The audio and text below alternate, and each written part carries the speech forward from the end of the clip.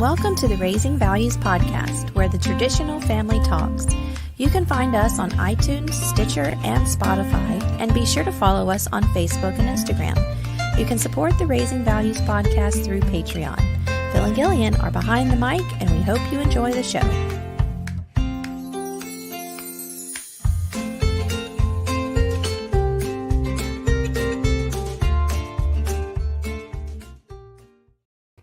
Welcome back to Raising Values. I've been doing my best Flight of the Bumblebee routine where I run around the house doing housework like up to about a minute ago, actually. Yeah, I had to give him the 1 minute warning, this might be the one time that you were late for the podcast, but of course you weren't. I mean, I was 15 feet that direction, but, housework. Yeah. Doesn't wait for anybody. Yeah. Yeah, it was kind of a, you could hear it all morning. He's always really busy. He's always got to find something to do. Even if it's not necessarily something that needs to be done, he's going to get it done. Dishes, I'm not laundry. complaining because there are a lot of women who are married to men who don't help around the house. And coffee grinding, coffee roasting. I mean, you haven't done that yet. No, that's on my coffee grinding. Yes, coffee roasting's on the to-do list. Awesome. Coffee. Yes. Needing coffee. I've been needing coffee a lot lately. And I'm sorry. No, I've got the I'm a Whole Vibe cup filled with mushrooms and actual coffee and Lord knows what else in there. Probiotics and collagen and yumminess for my stomach. But anyway, welcome to today's episode. Thank you all for always being awesome. And whenever we need to skip episodes, we had a lot of support on the patron feed about skipping last week's episode. And so it's always comforting to know that our supporters are there no matter what. So we really appreciate that. Continued prayers, won't go into detail, but we do have a long road ahead of us for some family members, and just keep us in your prayers. Just keep us in your prayers, especially within the next week or two, once things kind of settle into a place. And for me, because Lord knows I have been stressed to the max this week and kind of pulled in 40 different directions all at once. But anyway, so yesterday I did a really, really awesome panel discussion for the Women Who Prep conference, which is coming up in April 20th through the 23rd. I joined up with Allison from This Prepared Life on Instagram, who is the head of the Women Who Prep conference. Like, this is her brainchild. So if you haven't gone over there, I know I have talked about it in almost every episode since November, or even maybe before that. If you haven't gone to the Women Who Prep page and see what all is going to happen in in April, you really need to get over there and see that. I was also joined with Janae with, you should have taken notes. I should have taken notes because I've got Des is mother prepper. I love her content on IG, by the way. I do too. She's she's pretty cool. And then Janae is with Prepped Like a Mother. See, it's all coming back. So follow them.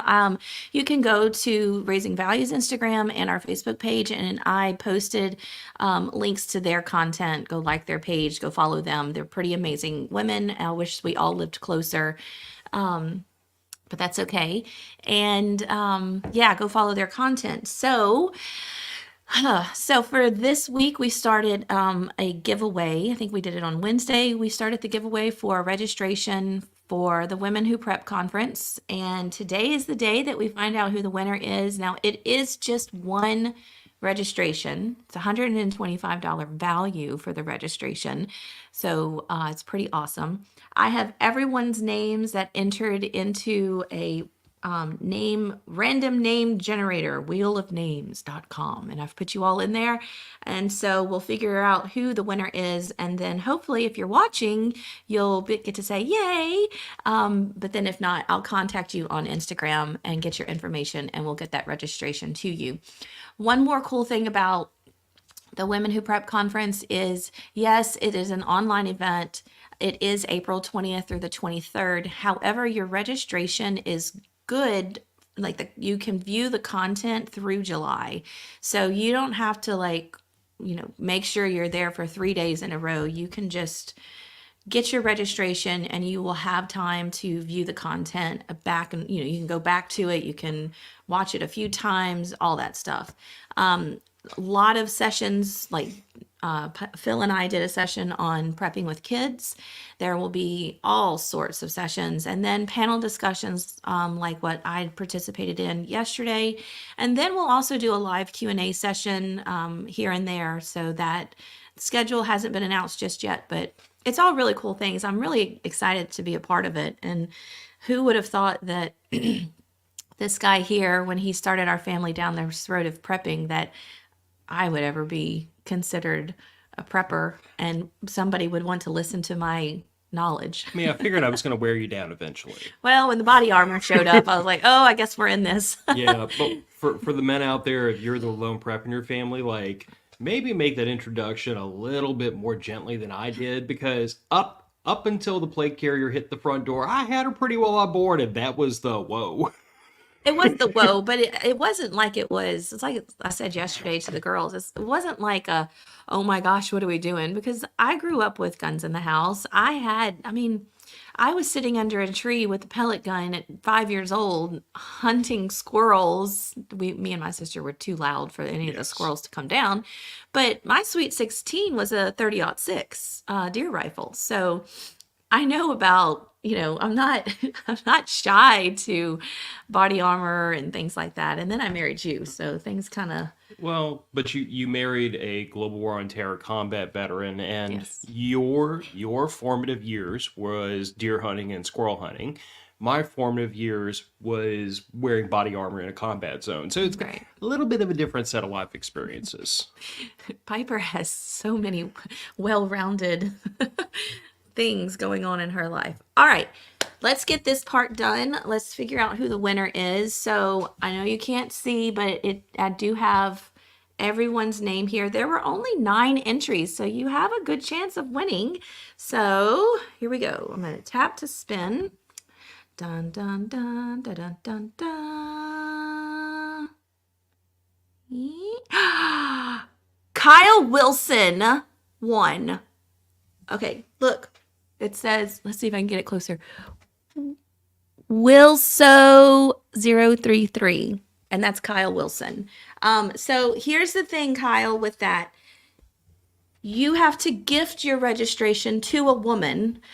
I happen to know a really awesome woman that you're married to that wanted a ticket to the event. So yay for you and yay for Holly. I wish I could give all 9 of you a registration. Unfortunately, I can't. But no offense, I can't afford $1,000 to just pass out. I know. I can't either. But you can still purchase your tickets. And if you love me, like you say you love me, you'll use my affiliate link. It is in the link tree of the description on Instagram. And it's the very top one. It says Women Who Prep. And so you can click there and purchase your ticket and use my affiliate link for that.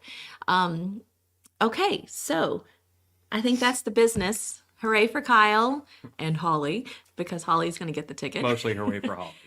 Nina, I was rooting for you too. I just was like, and Jordan, I was like, Jordan needs one and Nina needs one and Holly wants one. And Tiffany wanted one, Tiffany Brannon. So really, really thank y'all for participating in that. Y'all are always y'all just are so supportive and I love it. Okay, now to the episode. Relationships between parent and child. Yeah, so Gillian mentioned 15 seconds before we started. We probably have discussed this because a lot of this kind of topic came up when my father was going through open heart surgery. Mm-hmm. Because like when we start off this parent-child dynamic, it's a lot like our relationship with our daughter. She's learning. She has a lot to learn about how the adult world works and about responsibility and good habits and yada yada yada. And she's in that mode of like the information is flowing pretty much one direction from us to her. We are vastly more experienced, older, and like legally, ethically, morally, we're responsible for her. Hmm. There's not as much of a her being responsible for us because A, she doesn't have the capability to be responsible for us yet, and B, she doesn't have the same, I would say, ethical, moral responsibility to take care of her parents. We're the ones that are supposed to be doing it. Yeah. And yet, at a certain point in your life, and this is my first question, is do roles reverse or just change? Because I feel like, there is kind of a tipping point in every family relationship between child and parent, where the child really is more, if not totally, able to stand on their own 2 feet, manage their own affairs, start to make some of their own decisions. And the parent who has spent potentially, like 18 to 20 years at this point, passing that information down, suddenly has to adjust to the fact that they're almost on equal plane. I would say that the roles don't necessarily reverse. Oh, poor Nina. I gotta sell a lot of plants to buy my ticket. You got it. You can do this. I wouldn't say that the roles reverse. I do think they change. They definitely change, but relationships evolve no matter what the relationship is. We've always talked about how our relationship has evolved in the 20 years that we've been together. And I do think that it's the same for parent-child relationships. I think I've said this before on the podcast, but I teach pre-K through seventh grade. Well, the middle schoolers, they're starting to come into their own. They're, thinking in relationships and not like boyfriend girlfriend relationships, but their friendships and their, girl relationships and then the relationships with boy. All those things are evolving and they're trying to figure out who and what and where and why. But that's also happening with their relationship with adults. And so I've had students come up to me and say, "Oh, but you're my friend." And I've, always quickly nipped that in the bud. No, I'm not your friend. I am your teacher. I'm an adult in your life that is here to help guide you and teach you things and make sure that you know what you need to know before you move on to high school. And it doesn't necessarily mean that I have to just teach them the academic part of it. I am also their teacher to help teach them and navigate those relationships that they're building in middle school. And I've seen it often enough where adult teachers do become friends of the students, and not only does it weird me out to see it's just so creepy to me. Like, I am not your friend. I am an adult figure in your life, and this is my job to do this. Maybe, and this is what I've told Piper, maybe in your 20s we can be friends. Maybe when you are stood up and on your own and as an adult, we can be friends. But just like I've told Piper, I'm not your friend. I am your mother, and at school, I am your mother and your teacher. I wear two hats at school, which makes it even harder on her because her expectations are so high, and they're not the expectations that Piper has when we're at school are not unreasonable. It's really the expectations that we have here at the house. But then she has that added of, I'm still your teacher. Like, I was gonna say, like, I feel like even if you weren't a teacher there, our expectations on her would still be exactly the same. yeah, they Like, would. we've always believed that, setting reasonable but tough standards incentivizes and promotes a child being the best they're capable of. Like, like, okay, so I might be dating myself, but there used to be a military, like, PR campaign forever ago saying aim high, Air Force, which the idea was like if you set your sights really, really high, you'll succeed at a high level. And likewise, if you set your sights fairly low, that's where you're going to go. And we've always set standards for Piper very high, and I've been very frank with her over the years, whether we're talking about grades or anything. If you give me everything you have, I accept that is the best you have. I'm happy with that. But if you sandbag me, I'm going to be upset because you didn't give me your best, not because of where your grade was. Like if you bring Right. home a B, but you could have made an A, I'm not happy. Yeah. If you bring home a B and that's the best you could have done, we're okay. Yeah. The problem here is not the result. It is the fact that like you were lazy or you held back or whatever. You didn't give me everything you had. And I believe that principle of giving everything you have to a task is something's going to set her up for success in the future. Yeah. And then getting back to parent and child, not necessarily just children and adults, but parent and child. I do believe, because obviously we've been in that position where the roles of each other do change. Me specifically with my parents, and I think you with your parents as well. But it does change, it does evolve. It hasn't necessarily reversed. I think at that point, when that relationship reverses, is when that parent no longer has the ability to care for themselves. Yeah. That is when you then become the parent, the caretaker. You are making the decisions for that person because they can't.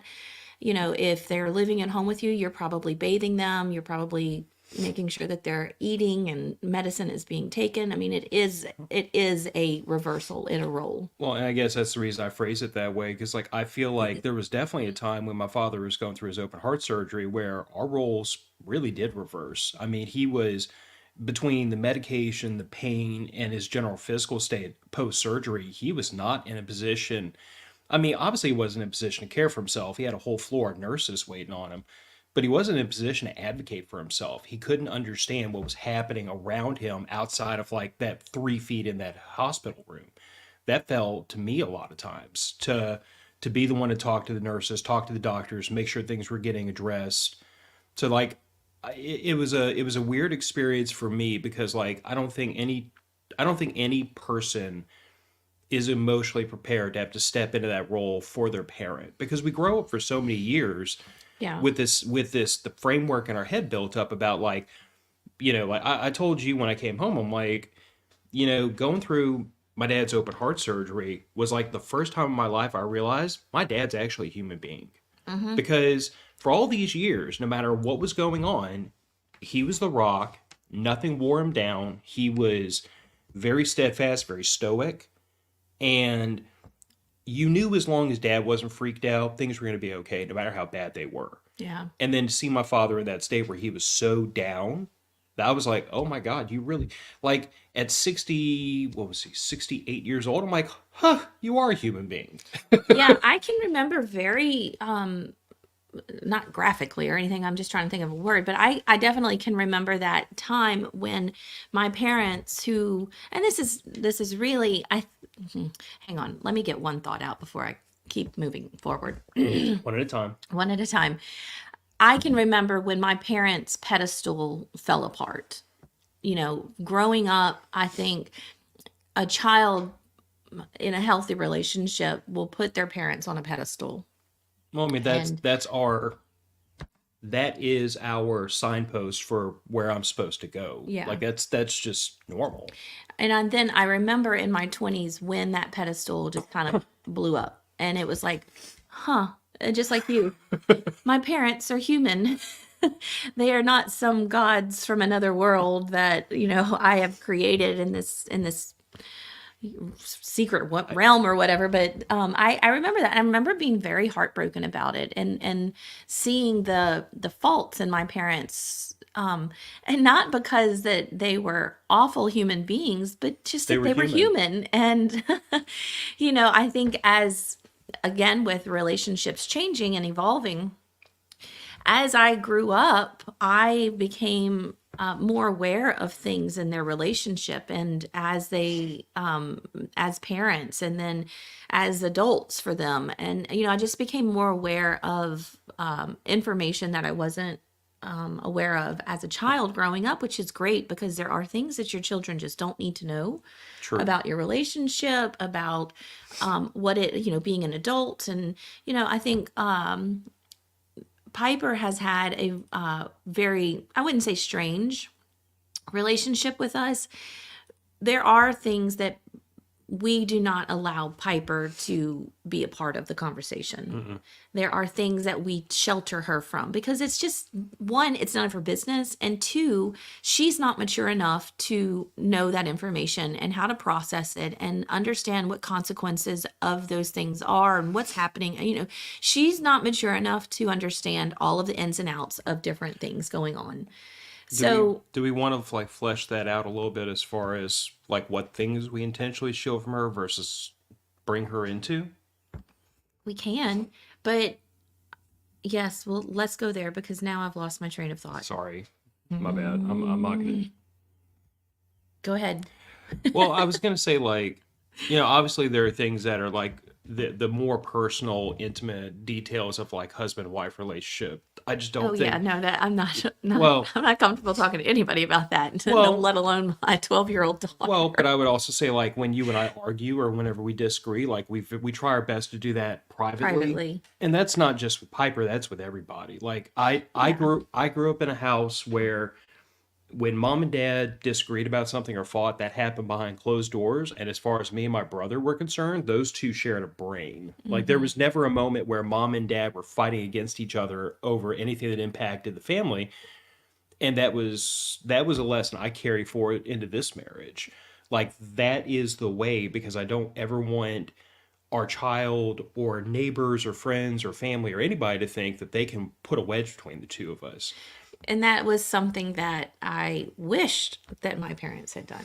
I wish they would have sheltered us away from their arguments and fights. And I'm not going to sit here and bash my parents, but that was something that they did in their relationship growing up that it was one of those times where you can look at your parents and you can say, I really want that in my marriage. I really wanted the dancing in the kitchen that my dad would do with my mom, and they turn on jazz music in North Louisiana, and I just thought, oh look. And my mom had, the house was always, it always looked like something out of the French Quarter, or Southern Living magazine. And that was one thing I was like, I really want that in a relationship. I want my husband to swoop me off my feet while I'm cooking spaghetti in the kitchen. But then, which is going to happen this week. I'm cooking spaghetti this weekend or this Okay. week. Are So we going to dance while you're cooking? swoop me out of the kitchen. Yeah. But then there was aspects of their relationship that was, visual and done in front of us that, like, for instance, arguing and fighting or whatever, that I hated. And even to this day, I still get anxious when my parents are squabbling, as a 40-year-old woman. So, And then on the opposite hand, you have things like money, which is, I know, something that you and I kind of debated amongst ourselves about how much of that do we let Piper in on. And my standpoint was like, I grew up in a family where, like we grew up probably lower middle class. We had what we needed, but we didn't have a lot of money for extra stuff. We were always looking for ways to save money. I mean, some of my earliest memories are like going to the discount clothing and bread stores and helping dad work on a car in the front in the driveway because we couldn't afford to bring it to a mechanic. And I never grew up thinking to myself like, wow, we're poor, we don't have squat. I just grew up thinking to myself like, money's a thing, we have to make it stretch. And it wasn't, it's like, to me, it was never a taboo subject. It was just something I grew up with this understanding that when mom and dad say no, it's not because they just hate me and they don't want to give me toys, every time I ask. It's because they had to decide between the gallon of milk or the toy. yeah. And that was something that I was very insistent on, like exposing Piper to some degree, like to get her to understand money's a thing, you have to budget, you have to make decisions. And I feel like we've done pretty okay with that. I mean, she has her jar of like, birthday and Christmas money and she spends it, but for the most part, how she sees fit. But I'm always very particular about go back and count how much you have left after you spend that $20 on whatever, because I want her to understand if I spend it now, I don't have it later. Because again, this is all about whether we're talking about relationships or money or I mean, our conversation last night and this morning has been about making to-do lists so she doesn't forget to do stuff. Because I told her, I'm like, today your tasks are making your bed and getting dressed and brushing your teeth and hair. But tomorrow your tasks are going to be work and relationship and house chores, and you're going to be living by yourself. And you Wait, have to be able to do those things. just side note, you need to, because this is something you and your daughter are doing, and I have not been a part of it. You need to tell her to put on her list for tonight to make her lunch for school tomorrow. Okay, I like where this is going. That Anyway, always seems to be a fight. Make your lunch, make your lunch. And then in the morning we're scrambling. So yeah, anyway. anyway, What's our next one? When the when the parent parent needs needs help. which I feel like we already kind of, dipped into. Like sometimes temporarily because of a medical issue, sometimes later in the parent's life because of like, persistent health issues or just age, they do kind of have they probably begrudgingly, but Yeah, they I'm do get to the point where like they have to be able to rely, they have to allow themselves to rely on that quote unquote the child, usually the 30, 40, 50-year-old adult at that point, yeah. for assistance with things, Yeah, and I'm liking where the comments are going in on the feed here with which Joe we are and reading. yeah, with Joe and Nina. And I will say that what you two are discussing in the feed is what I'm dealing with currently. And so I've already thought of, I will be contacting both of you in the near future to see how you navigated things and all that stuff. So, yeah, when the parent needs help. And what I run into and what I think what Joe and Nina are saying in the comments is it is really, really hard for a parent of adult children to lose that independence. And I can see it with my parents.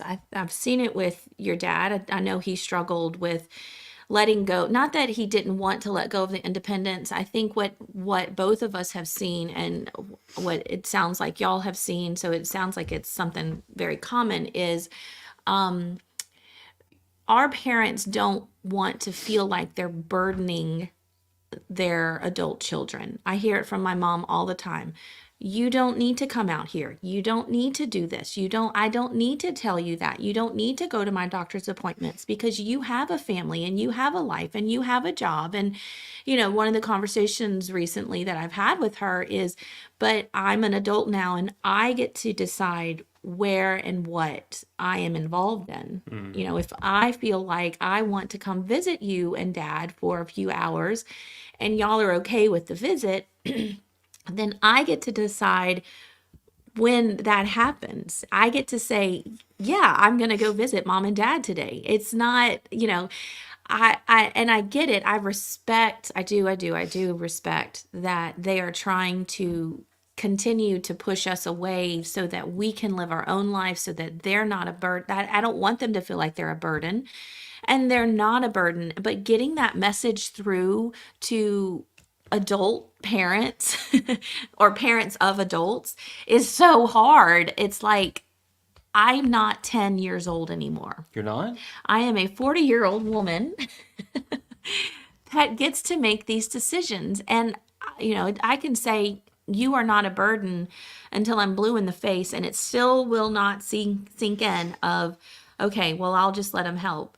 I thought for a brief minute that we may have had an in because my dad was talking about a lesson from Sunday school, and someone had told him it's okay and you should accept the gifts from your children. Your children we're given these gifts from God, and whatever, however you want to believe that, but gifts such as time, gifts such as sometimes money, gifts as going to buy you groceries and dropping them off, gifts of running you to the doctor instead of you driving. Those are all things that adult children can do, and for the most part want to do. I want to feel like I have some part in this phase of their life. And I only live 40 minutes from them. So it's not necessarily hard for me to be a part of their life. But, for instance, like with my sisters will send me money to help out with them. And that's great. My sisters will also call and check on them. Sometimes they come in and, they live 2 to 5 hours away.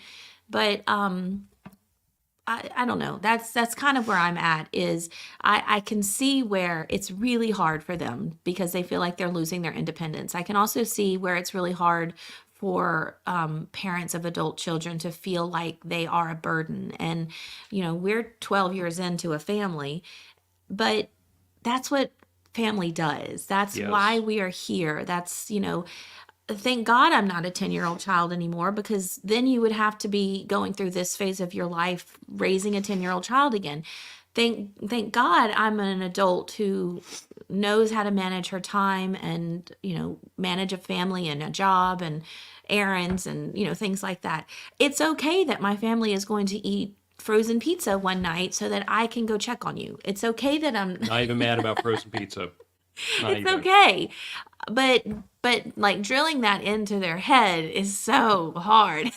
And I They are so hard-headed. and I think I have a little bit of a different relationship with like my parents because yeah, I was raised in a very specific way in the household I grew up in, where the idea is that like it really is always going to be your family against the world. You know what I'm Hmm. saying? Not like every relationship you had outside your family was adversarial by nature, but like no one outside of the family would ever truly know what happened within that family. And it wasn't a secrecy thing. It was just like the three of us, you, me, and Piper, are so intimately aware of each other and what's going on in our daily lives and the disagreements we've had with her schoolmates or the stress you have in your life or in mine, and we're very open with each other about that in a way that we're really not with anybody outside of this family. Hmm. And like the next degree of separation, I'm sure would be like your parents, my sister and brother-in-law and your sisters, and then the further out you get, the less information you get. And I feel like that's kind of the way it should be. I agree. But I Yes. but I grew up in that household that was of the mind of, if there's anyone on this earth I can truly be vulnerable in front of and admit I need help, it's my family. Hmm. So I grew up in that environment, and when the time came for my father to have to like lay back on me because of what he had going on in his life, that was kind of his standpoint was if there's any other men on this earth I can be truly vulnerable in front of, I can trust with my wife's safety and well-being while I'm down, I can trust with my life to advocate for him while he was while he was going through all that, it's my sons. Who else could I trust with that? Yeah. So I guess, like that's my perspective when I look at my currently 11-year-old daughter is when I get to that point in my life where I'm down and she's up, who else could I trust but her? Yeah. You, And obviously, but like, well, and then we see, going through this phase of our lives with our parents and the phase of their life that they're in. And to be completely honest with everyone, Phil's parents are in a different phase than my parents are. My parents' health is not great at all. Your parents' health is, I think, a little bit better. Um, but oh man, I went blank again, and now I can't think of what I was going to say. Oh, um, we've going through all of this. It has pushed us even further into a sort of prepping lifestyle that we have. It's pushed us into preparing better than what our parents have, more mine than yours, for that time. because we only have one child, it will fall on her shoulders. And hopefully one day she'll be married and she'll have the support of a husband and that, that side of her family or friends or whatever. I mean, she is the youngest grandchild. So, I mean, she'll have her cousins. But anyway, I don't want our time when we start to go through that to just like my parents. I don't want her to have to drop everything to care for us, and I don't want her to stop living her life because we're not prepared for that time of our life. I definitely see it from my parents' point of view of we've got this, even though they may not. You go live your life and let us deal with it here. I get that. I respect it, but I don't want my daughter to have to go through that time of our life by herself without and having to make those decisions. I want decisions made. I want the money to be there. I want us to decide what are we going to do when our memory starts to go and fade, and what are we going to do when our physical health starts to fade, and how are we going to handle that, because I want it all set up so that she doesn't have to question it. She doesn't have to make those hard decisions. And in a lot of ways that's what my parents have done. I don't know. I love my mom to death, and I think it's great. And when she first started doing this, I thought, okay, well, you're very far off from this, but she already has her funeral costs paid for. She knows where her plot is. She knows what we're doing, although she has changed that up a little bit. Like now I think she wants to donate her body to science, which I think is great because that's what I want to do too. But she is quite the body to scientists will be drooling over the epilepsy and the lack of intestines and the everything else that she has. But she has all of that planned. There are no questions, y'all. It is she already knows and has told me what she wants served. Like she's already picked out the food that will be served at her funeral and the music that is to be played. I have no questions when that happens. Now, my dad, on the other hand, he just wants a pine box. I'm real Easy simple. peasy. We can get the monks up in Folsom or up in north of the parish to build us a pine box for him, and that's easy peasy. We can do that. Cremate Oh me and have an Irish wait, wake, he and we're keeps good. going. He keeps going back and forth. He wants Scottish bagpipes and a Viking funeral. He wants to be set on fire on a pyre.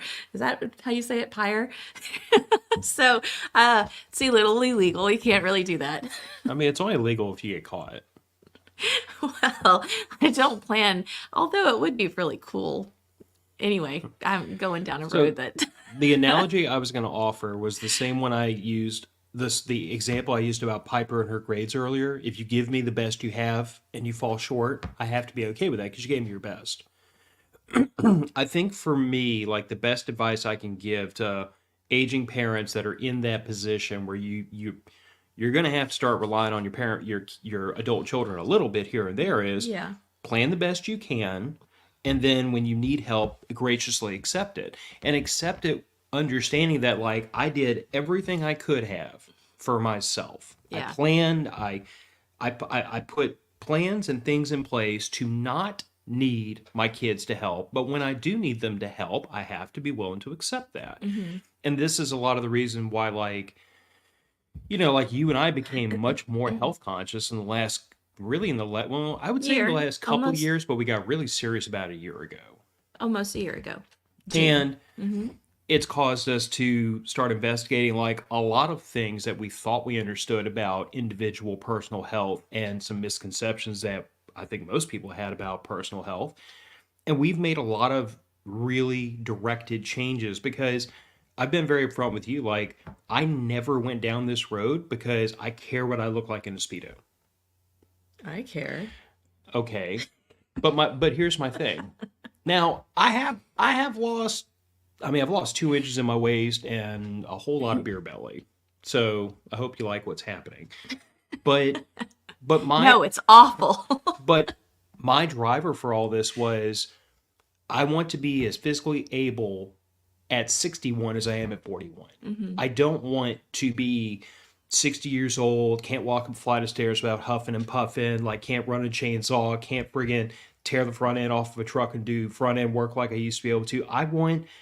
I see me aging as an opportunity to stay physically active and physically able, or an opportunity to do what unfortunately a lot of people have done in their adult years and sit around and stare at TV and lose all the ability they have. Mm-hmm. And I find that, like, at least from my perspective, it's much more damning in men because typically what happens when people become sedentary, women tend to put on weight, men tend to lose muscle mass. We do too. True, but I guess what I'm saying is the trends are it's much more extreme of a loss in men. Yeah. When you We get men, also lose bone density. yeah, and that's also very concerning. But I guess what I'm saying is like I think that we have an opportunity for the next 20 years to continue to push ourselves to go hiking, to spend time outside, to spend Yeah. time working on our health so that when we reach the age our parents are at now, we're not a burden on Piper because we're better able to take care of ourselves. We've spent 30 years trying to maintain our health. And if I get to 70 and I need Piper to go help me out here and there, I'm going to be okay with that because I did everything I could not to wind up here. Mm-hmm. So whatever put me here was something beyond my control or beyond my experience, but I tried. Yeah. The shame shouldn't come in until you put yourself in this situation. And it's again, it's a lot like the situation I have with my dad. What caused him to have open heart surgery was not 60 years of, it wasn't 60 years of bad behavior. Yeah. Bad decisions. It was literally it was a bicuspid valve in his heart. It was a genetic predisposition. It was nothing. Yeah. Those dice got rolled when he was born. Right. So Right. it was nothing he did to himself, and that's why I said you can't even be upset about this. Like, But speaking for your father, and I don't, maybe they're watching today, and I love you, Dad, but he still felt like he was a burden, even though it was something he could not help. There was absolutely nothing in eating healthy or exercising or making good choices that was going to change the outcome of this. It was something that was going to happen and have to be dealt with no matter what. And I know just from speaking to him that he still felt like it was a burden on you and Mike. And that's just being a parent. but it was also a burden that I was happy to take on because I look at it from the other perspective, which is the last bullet point. Like, I look at my history with my parents as every good habit I ever learned, everything that I have managed to accomplish, everything is because of who they raised me to be. Mm-hmm. And in their moment of need, that was my opportunity to give back a little bit. Yeah. And it's like I told my dad, you raised me to take charge when no one else would or could. You raised me to like accept burden without complaining. You raised me to make hard decisions. You raised me to be exactly who I am today in this hospital room taking care of you. Mm-hmm.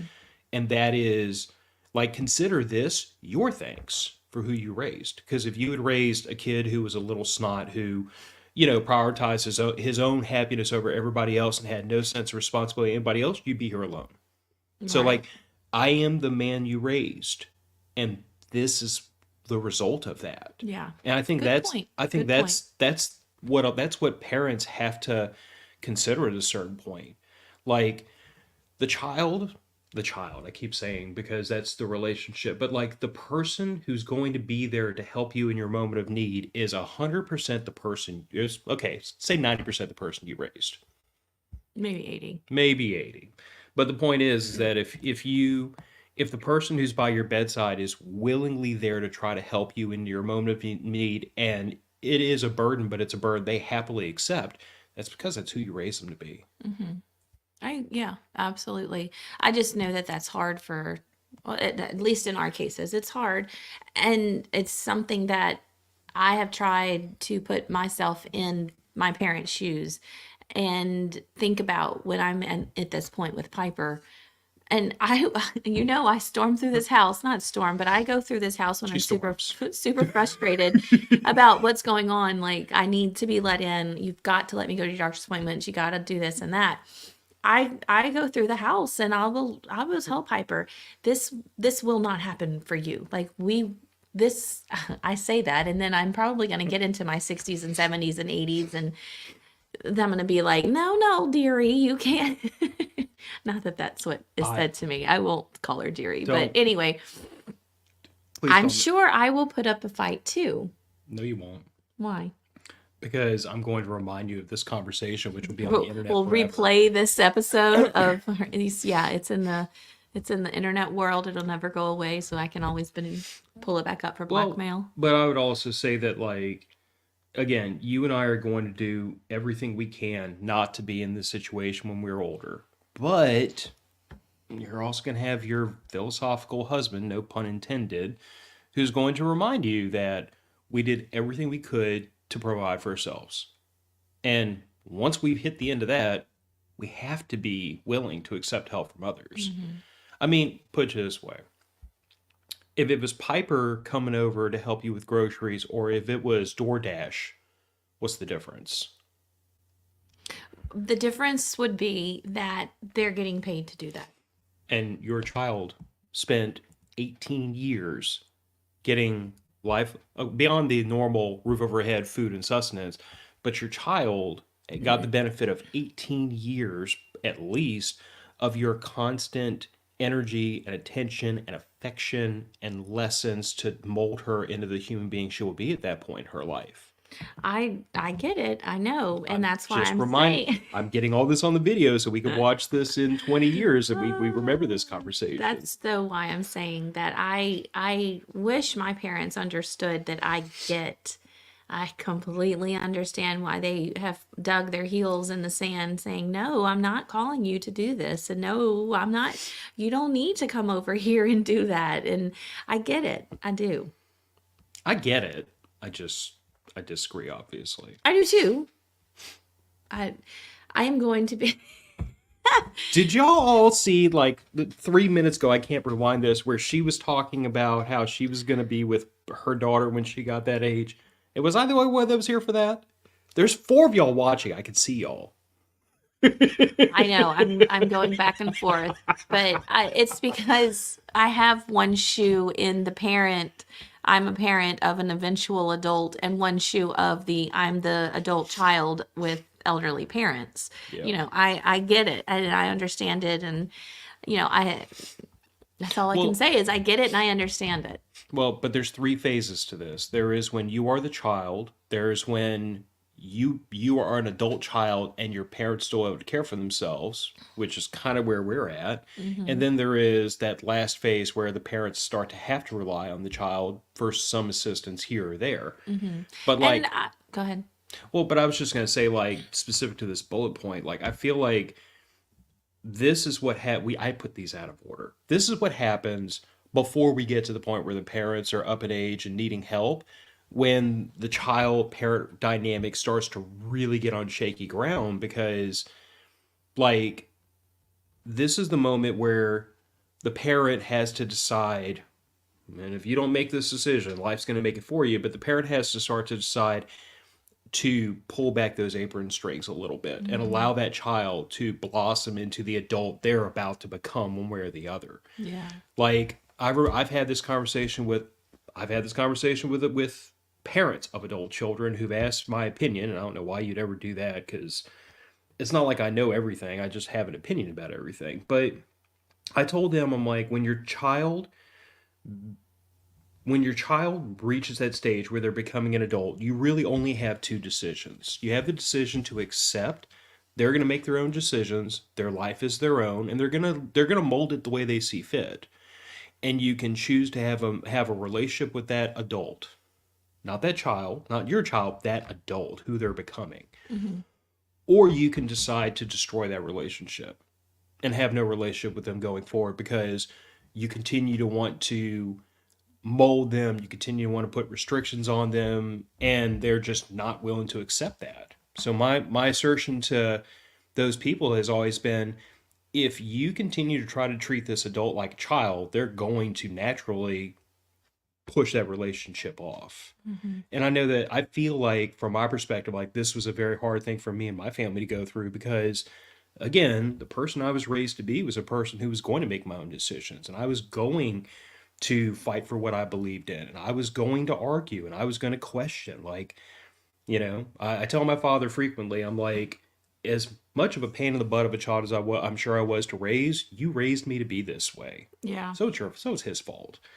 Well, and what I was going to say, when it comes to that point where parents need to accept help from others because that's just where they're at in their life, I would rather it be me than depending on a total stranger to take care of them. No one else is going to have their best interests at heart more than their family. Yeah, and that's not to say that I want my parents to move into this house when they get to that point. One, there's not enough room, and that it's just the conflict of I mean, we all have very big personalities, and I don't think it would be to anyone's best interest to have us all under one roof again. There cannot be two bulls in one pasture. There cannot be. And there cannot be two, what would, I guess, heifers either. But what I mean by bulls, okay, There can be two heifers, in this but not analogy, here. you can have a single bull and a bunch of heifers. But you can't have two bulls because they'll fight with each other all the time. It's not male female. It's power dynamic. Right. I know what you mean, but that's not something that they want and not something that we want either. But I still want to make sure that when that time does come, that they're in a place that I can trust those nurses, I can trust the caretakers there, and because what will eventually happen, just like it always does in cases like this, is my life will continue to go on. I still have a child to raise. I still have a husband to, raise. I still have this relationship to foster and grow and morph and all that stuff. I still have a job. I still have responsibilities in my life. And now I will have added responsibilities. And so I have to make sure that those people that I put in that position to care for my parents, and same with my sisters, like we all have to make sure that those people are going to do things, one, how I would do things, and two, they're going to treat my parents like their own parents. And so, and that is I think that's one of my biggest fears of that eventually happening. And, them getting to that part of their life is, am I going to be able to trust the people that I've put in place to care for them when I'm not there? That already stresses me out. And we're not even there yet, but that already stresses me out. But they can't move in here. No, well, We don't have a big enough house for that. well, and going back to what I was saying, like I feel like that's the hard part about when the child grows up and they're still in the household. Like in some ways, I feel like you might have almost had a little bit easier going to college, like 5 hours away, because when you turn 18, you were jetting. So you did have that separation and that ability to kind of like make some of your own decisions. And I was still living at home with mom and dad on and off really until we moved into our first apartment together, because like military, schools, college, war, Katrina, which was kind of another war, more college. I mean, I was just bouncing all over the place for years, but I was constantly in and out of my parents' house. A now, how old were we when we moved into our first apartment together? We It was moved in 2008. a month before we got married. So 2008, I was a 26-year-old in and out of my parents' house. I mean, I worked and went to school so much. I was never there for You long were to socialize. practically living with me in my apartment. I mean, part-time. Okay. But we did move in together. We moved in with your parents for about 6 months Yeah. too before we got married. And again, like that's a weird situation for everybody involved, because the parent in this relationship like still feels like, well, it's my house, my rules, two bulls in one pasture. And it is. It And was. and it is by all rights, but at the same time, it's like, but there's this other bull with slightly shorter horns in the house, And like that is a point of friction. Like I feel like that's a difficult thing for people to navigate through is like at what it's still my house, I'm still mom and dad, but I'm no longer dealing with a calf. I'm dealing with a person who's going to be out on their own in a couple years. And how do I navigate that? It's a lot of the same conversations we've had about our little calf. And like, at what point do we allow her to have certain things like cell phones and social media and all that? And Never. I Never, mean, never social as media. far as I'm concerned, like social media is digital brain cancer. I mean, I only indulge in it really because of podcasting. But Yes. But you caught my side eye. I caught your side eye. Mm-hmm. Anyway, it's one of those things where it's like that is a tricky situation for the parent, quote, to navigate through, but I feel like it's kind of a necessary one because sooner or later we're going to have a little bull on our hands. Some would argue we already do. I would argue. I mean, she's a great kid, but she's a Headstrong. teenager. Headstrong. Yeah. Okay, Joe, not all social media is bad, but a lot of it is. Yeah. Okay. So, good conversations. Now I have to go call my parents. Anyway, um, anything else? No, I mean, I guess just to wrap everything up, like I would just say that relationship dynamics between child and parent, and I hate using those because, at some point, like, I am still my parent's child, but I'm not a child. But you might disagree with me on that. But anyway, I didn't say anything. I didn't you even think you anything. thought it because your husband has childish humor sometimes. Sometimes you do, but that's Anyway, okay. You make me laugh. that's the whole point. But I guess my point of view is, I feel like the relationship between parent and child is always going to be in flux. It's always going to be changing. And I think the worst thing we can do as people, because we're going to be on one side of this or the other our entire lives, is to fight against that change because that change is the natural order of things. Like your children are going to grow up, and as they grow, they're going to naturally, just as we did, want to exercise more of their own agency and have more control over their lives. And we're going to have to allow them that with some guidance. It's like I always tell Piper, I'm not in control of how gentle of a parent I am. I'm not. She is. Hmm. I'm going to put those guardrails around her to make sure she doesn't do anything that's going to screw her life up. And the guardrails will get more and more prickly the more she rubs up against them. Yeah. So if you stay in the middle of your lane, you don't even have to know the guardrails are there. I can be a cool dad and a fun parent and this, that, and the other, but I'm going to put you on the path you need to be on. But what I'm saying is that as she grows up, those guardrails are going to get wider. They have to because she's going to want to get out of the middle of the road and go one way or the other. And Hmm. sooner or later, the guardrails stop because there will come a day when, whether I want to or not, she is an adult. And I cannot put guardrails around her anymore. I can put warning signs up and say, I don't think that's a great idea, but you're an adult. If that's what you want to do, like, just know what you're getting into. Hmm. And on the flip side of things, when we reach that age where we need help from our kids, and it might be small stuff, it might be major stuff, but we have to graciously accept that help. Because if I can't accept help from my family, then who else can I rely on? Hmm. It's true. It is true. We're going to watch this again in 20 years to remind you of this. Okay. I don't think it's necessary, but okay, we'll do that. Absolutely. Yes, Joe. 41-year-old man, the mind of a 20-year-old, and the humor of a 12-year-old. That sums me up perfectly. Yes, it does. All right. Well, thanks for watching today, guys, and listening on Tuesday when the audio drops, like always. And congratulations again to Kyle Wilson for winning that registration for the Women Who Prep Conference. I'm going to say congratulations to Holly, too, because that's going to end up with that registration. They'll probably watch together. Maybe so. Anyway, so I'll be in contact with you guys, and y'all have a great week. That's it. See you later, alligator.